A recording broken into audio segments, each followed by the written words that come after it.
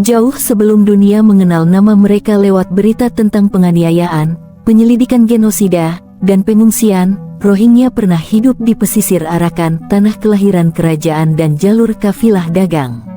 Pedagang, petani, dan penyair adalah bagian dari mosaik budaya yang dibentuk oleh pasang surut sejarah, bukan oleh garis batas pada peta modern.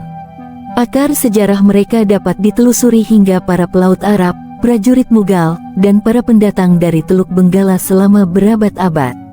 Mereka berbicara dengan bahasa mereka sendiri, menyanyikan lagu mereka sendiri, dan menyebut kawasan yang kini menjadi Myanmar Barat sebagai rumah mereka.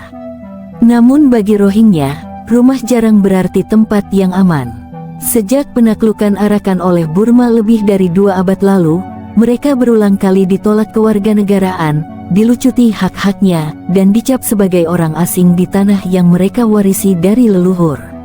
Hingga hari ini, pemerintah Myanmar bahkan menolak menyebut nama mereka, mengganti dengan label Bengali, sebuah sebutan bernada hinaan yang dimaksudkan untuk menghapus identitas mereka dan menuduh mereka sebagai pendatang ilegal.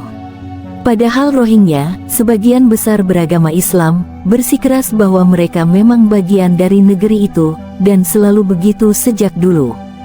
Pada tahun 2017, penindasan militer mengubah diskriminasi yang berlangsung lama menjadi bencana.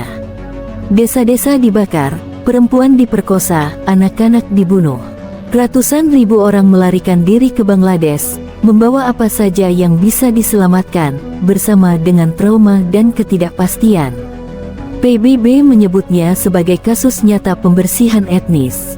Kini, lebih dari 1 juta orang Rohingya hidup di Cox's Bazar, Bangladesh, sebagai pengungsi, terputus dari tanah leluhur yang masih mereka sebut rumah, dan hampir terlupakan dari perhatian dunia.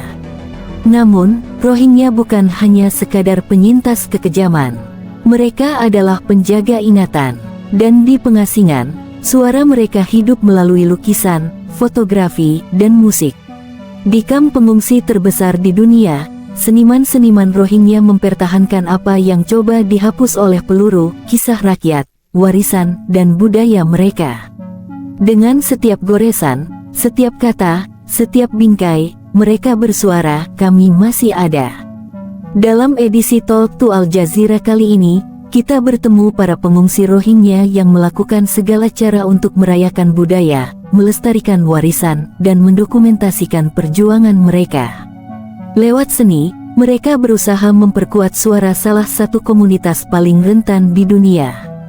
Di dinding Pasar Cox, sebuah mural membentang di atas beton, kisah nyata tentang kehilangan dan kerinduan. Proyek ini digagas oleh Arti Lusian, sebuah organisasi yang bekerja bersama seniman Rohingya untuk memberdayakan komunitas mereka. Salah satunya adalah Anoir Faruk, pengungsi berusia 20-an yang mengubah rasa sakit menjadi seni. Dari tembok hingga ruang kelas, ia mengajarkan anak-anak untuk menggambar, melukis, dan menuturkan kisah mereka sendiri. Di sebuah tempat penampungan yang dikelola organisasi internasional untuk migrasi, seni menjadi pelajaran sekaligus warisan yang diwariskan dari satu tangan ke tangan lainnya. Ada pula Royasin Abdonap, fotografer dan penyair yang mendokumentasikan kehidupan di pengasingan, Jaunara, salah satu dari sedikit perempuan Rohingya pengungsi yang mendapat akses kuliah. Dengan karyanya pernah menjadi sampul majalah Food for Thought, dan Sahat Zia Hiro, fotografer sekaligus jurnalis, pendiri kolektif dokumenter Rohingya. Bagi Sahat dan rekan-rekannya, fotografi bukan sekadar seni, tapi juga bukti hidup, merekam trauma sekaligus harapan, sembari menyerukan agar dunia tidak melupakan mereka. Kami adalah bagian dari umat manusia, kata mereka. Jika diberi kesempatan, kami bisa menjadi dokter, insinyur, seniman, fotografer, atau pengacara, sama seperti orang lain di dunia. Sementara Yasin mendokumentasikan masa kini, suara lain menghidupkan masa lalu. Mustaza Mustafa Kamal, musisi Rohingya berusia 55 tahun yang melarikan diri sejak 1991, menyanyikan lagu-lagu tentang Arakan, tanah leluhur yang masih mereka panggil dengan nama lama. Lagu-lagu tentang kerinduan, pengasingan, dan identitas terus diwariskan. menjadi penanda bahwa budaya mereka tak pernah padam. Rohingya tidak hilang. Mereka bukan sekadar korban perang atau catatan kaki kebijakan luar negeri. Mereka adalah manusia yang mengingat, dan dalam keadaan ketika mengingat saja sudah menjadi bentuk perlawanan. Mereka tetap bersuara. Di tengah debu pengasingan, mereka membentuk kelangsungan hidup mereka sendiri, menolak untuk kehilangan warisan. Mereka melukis apa yang mereka lihat. Mereka merekam apa yang dunia enggan saksikan. Dan mereka menyanyikan apa yang masih hidup di hati mereka.